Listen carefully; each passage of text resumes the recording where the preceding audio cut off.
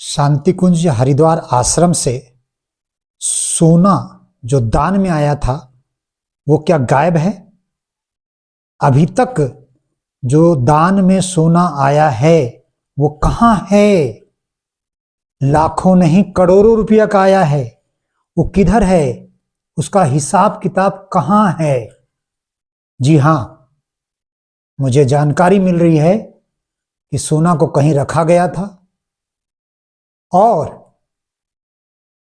अपने कुकर्मों को छिपाने के लिए, प्रणव पंड्या के कुकर्मों को छिपाने के लिए सैलवाला पंड्या ने सब उस दान के सोने के पैसे को इधर से उधर किया है। क्योंकि मैं भी कई बार टोली में चला हूं और टोलियों में रहकर, टोलियों में विदाई के क्रम में मैंने देखा है श्रद्धावश गुरुजी के नाम से, मिशन के नाम से पूरा का पूरा हाथ में पहना हुआ सोना, नेकलेस, अंगूठी माताएं बहनें दिया करती थी। हम भी लेके आए हैं, दिए हैं। और किसको दिए हैं? सैलवाला पंड्या को। कानूनी दृष्टिकोण से वे वेद माता गायत्री ट्रस्ट की प्रमुख ट्रस्टी है।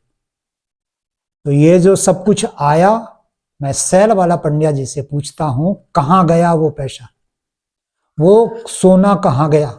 आप हिसाब किताब देंगे।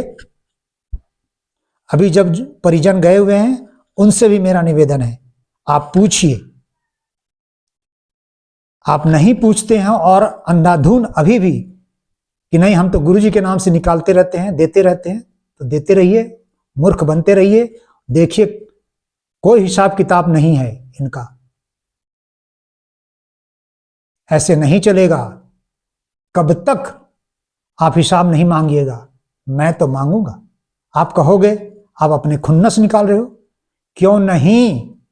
जनता का पैसा, जनता से हम बहुत विश्वास से, यदि कोई हमें दिया सोना या पैसा भी दिया तो बहुत विश्वास के आधार पर दिया था। उस विश्वास को तोड़ा कौन है?